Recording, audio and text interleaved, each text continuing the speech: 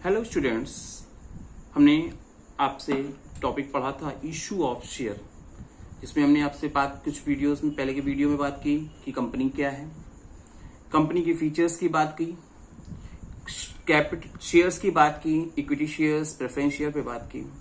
आज हम बात करेंगे शेयर्स कैपिटल। फर्स्ट पॉइंट हमारा क्या है, शेयर कैपिटल डिस्कस करेंगे। शेयर्स इशू करके कंपनी जिस फाइनेंशियल नीड को फुलफिल करने के लिए जो शेयर इशू करती है और उससे जो मनी का फंड का जनरेशन करने का काम किया जाता है उसे ही हम लोग क्या कहते हैं, शेयर कैपिटल। शेयर्स के थ्रू जिस अमाउंट को कलेक्ट करती है, जिसके वर्क यूज करके ही कंपनी बिजनेस की एक्टिविटी को ऑपरेट करने का काम करती है, उस कैपिटल को हम क्या कहते हैं, शेयर कैपिटल। हम बात करेंगे कितने तरह की शेयर कैपिटल हो सकती है। Kinds of share capital. First, जिसे हम कहते हैं अथॉराइज्ड शेयर कैपिटल। अथॉराइज्ड कह सकते हैं आप इसे, रजिस्टर्ड शेयर कैपिटल कह सकते हो, नॉमिनल शेयर कैपिटल कहते हो, किसी भी नाम से आप इसे जान सकते हो। आपको पता है कि किसी भी कंपनी का जब रजिस्ट्रेशन किया जाता है तो कंपनी के रजिस्ट्रार ऑफिस में मेमोरेंडम ऑफ एसोसिएशन, जिसे कंपनी का चार्टर कहा जाता है, वो सबमिट करने की हमारे को जरूरत होती है, जिसमें 6 क्लॉज के बारे में आपने शायद पढ़ा होगा। जिसमें हम सबसे जो हम बात करेंगे, शेयर चैप्टर पढ़ रहे हैं तो इसमें बात आती है कैपिटल क्लॉज। इसमें एक क्लॉज होता है जिसे हम कहते हैं कैपिटल क्लॉज।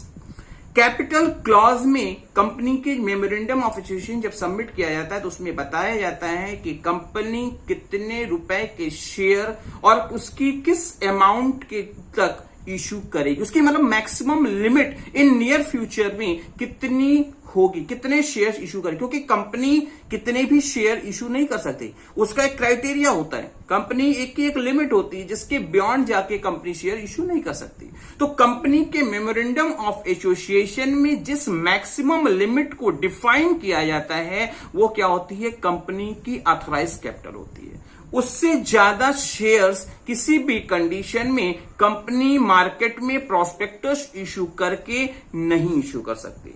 ये कंपनी की क्या होती है, ऑथराइज्ड कैपिटल आप कह सकते हो, रजिस्टर्ड कैपिटल कह सकते हो, या नॉमिनल कैपिटल इस नाम से जान सकते हो।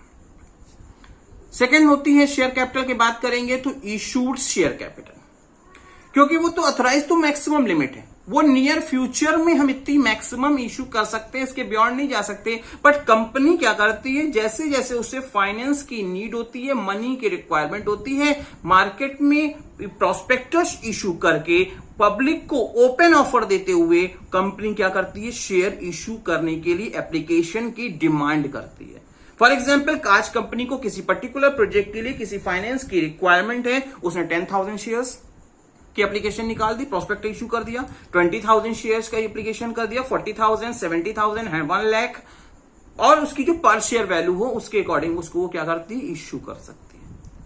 ये क्या है, इशूड कैपिटल। भले उसकी ऑथराइज कैपिटल 5 लाख शेयर की हो, बट उसकी जैसे जैसे उसको पैसे की जरूरत होती है वैसे वैसे क्या करती है, वो इशू करती है। इसे आप ऐसे भी समझ सकते हो, जैसे आपके घर में फंक्शन है, आपको 10 लाख रुपीस फंड की रिक्वायरमेंट है, 10 लाख रुपीस उस पूरे प्रोजेक्ट पे खर्चा होना है, तो इसका मतलब ये थोड़ी एक दिन में खर्च हो जाना है। आज 2 लाख की जरूरत है, कल 50,000 की जरूरत है, फिर 1 लाख, जैसे जैसे जरूरत होती है वैसे वैसे हम इशू निकाल देते हैं बैंक से।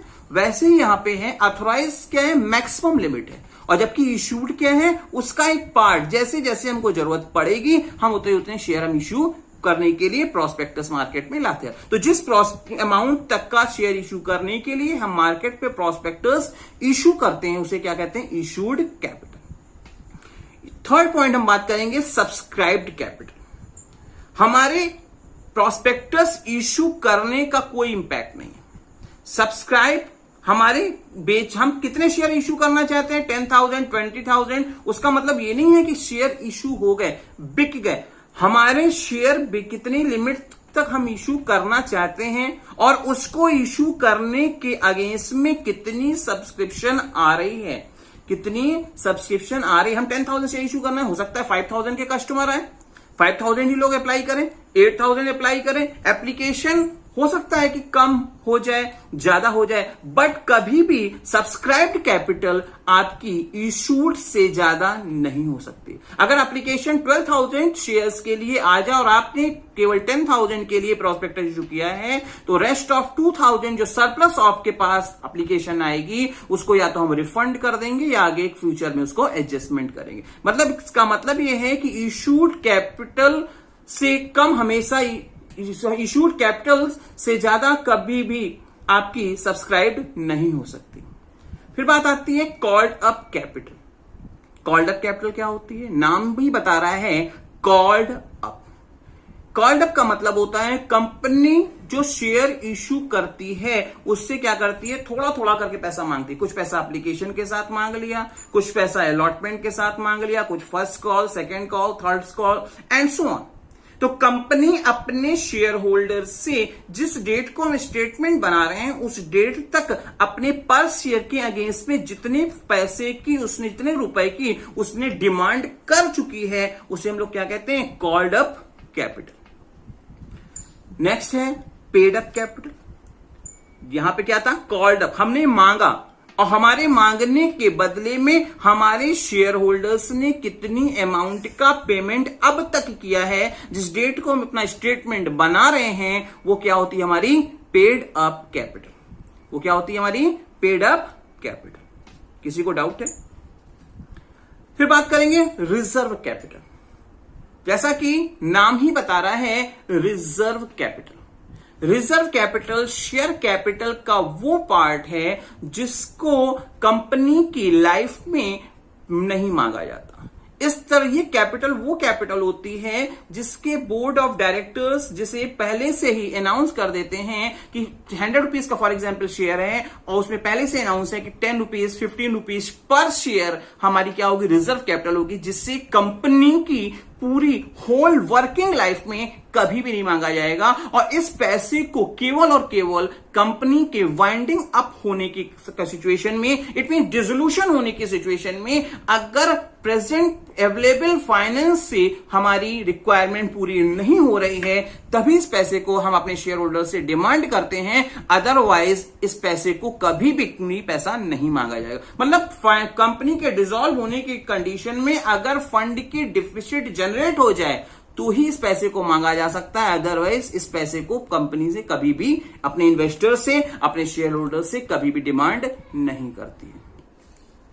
Next, capital reserve. Capital reserve उस रिजर्व को कहते हैं, उस अमाउंट को कहते हैं जो कंपनी को कैपिटल प्रॉफिट से प्राप्त होता है। कैपिटल प्रॉफिट मतलब वो प्रॉफिट जो हमारी रेगुलर इनकम नहीं है, जो हमारा रेगुलर जॉब नहीं है, जो हमारा बिजनेस का काम नहीं है। फॉर एग्जाम्पल किसी एसेट्स को बेचने से फायदा हो जाए, सिक्योरिटी प्रीमियम से पैसा मिल जाए, हमको क्या हो जाए, शेयर फॉरफिच हो रहे हैं, फॉरफिच करने से कुछ प्रॉब्लम हो जाए, कैंसिलेशन करने से, तो मतलब एक एबनॉर्मल एक्टिविटीज से कभी भी, जो नॉर्मल रूटीन वर्क नहीं है, उससे आपको अगर कोई भी पैसा प्राप्त होता है, कोई भी प्रॉफिट जनरेट होता है, जिसे हम लोग कैपिटल प्रॉफिट कहते हैं, तो इसे क्या कहा जाएगा, इसको हम लोग कैपिटल रिजर्व में ट्रांसफर करेंगे। बट इस अमाउंट को कंपनी डिविडेंड देने में कभी भी यूटिलाइजेशन नहीं कर सकती। आपको मैंने बात किया शेयर कैपिटल पे, हमने आपसे बात की काइंड्स ऑफ शेयर कैपिटल पे। एक बात करेंगे हम लोग street equity shares. Street equity shares उन इक्विटी शेयर्स की कैटेगरी है जो कंपनी अपने बहुत क्वालिटेटिव, इंप्रेसिव, या जो कंपनी के लिए एसेट्स हैं, क्योंकि कंपनी के जो कुछ एम्प्लॉय ऐसे होते हैं जिनका रहना कंपनी के लिए बहुत ही बेनिफिशियल होता है, उनके रहने से फायदा होता है और न रहने पर उनसे क्या होता है, हमको लॉस हो जाता है। तो कंपनी क्या करती है, उस एसेट्स को अपने बिजनेस ऑर्गेनाइजेशन में बनाए रखने के लिए, अट्रैक्ट करने के इंटेंशन से उन एम्प्लॉयज को, उन डायरेक्टर्स को, उन मेंबरांस को कंसेशनल रेट पर, कंसेशनल रेट फॉर एग्जाम्पल अगर 100 रुपीज के शेयर है तो उनको 20 रुपीज, 40 रुपीज, 30 रुपीज, 50 रुपीज पे, मतलब क्या है, कंसेशनल अमाउंट पे उनको शेयर्स प्रोवाइड किया जाता है। बट इसमें एक कंडीशन होती है कि इन शेयर्स को कम से कम 3 इयर्स तक उनको अपने पास रखना होगा।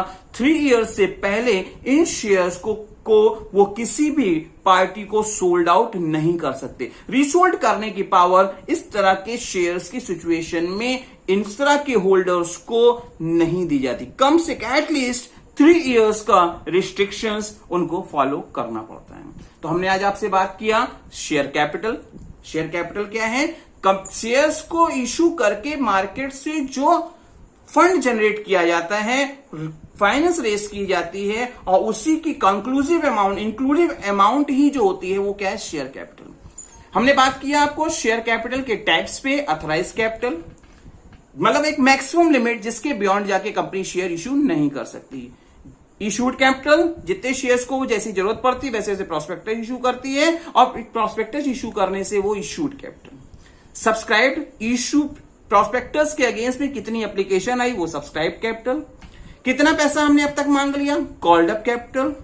कितना मांगने के अगेंस्ट में हमको हर शेयर पे मिल गया? Paid up capital. Reserve capital एक रिजर्व अमाउंट जो कंपनी के डिसोल्यूशन में फाइनेंशियल लॉस होने की सिचुएशन या फाइनेंशियल डिफिसिट जनरेट होने की कंडीशन में ही रिजर्व कैपिटल की डिमांड होती है। और कैपिटल रिजर्व जो कंपनी की नॉर्मल कोर्स वर्क नहीं है, कंपनी को एबनॉर्मल एक्टिविटीज से कभी कोई जो प्रॉफिट हो जाता है, इस तरह के प्रॉफिट को किसमें ट्रांसफर करते हैं हम लोग? आपके कैपिटल रिजर्व में ट्रांसफर करते हैं। फिर हमने आपको लास्ट में बताया sweet equity shares. Sweet equity shares वो इक्विटी शेयर्स की कैटेगरी है जो कभी कभी अपने वैल्यूएबल एम्प्लॉयज, डायरेक्टर्स, मतलब जिनके रहने से कंपनी को बहुत फायदा होता है, उनको मोटिवेट करने, अट्रैक्ट करने और अपने बिजनेस में बनाए रखने के इंटेंशन से उनको कंसेशनल रेट पर शेयर्स प्रोवाइड किया जाता है। और बट इसमें एक कंडीशन होती है कि कम से कम 3 इयर्स तक उनको इस शेयर्स को अपने पास रखना होगा। 3 इयर्स से पहले इन शेयर्स को सोल्ड आउट नहीं किया जा सकता।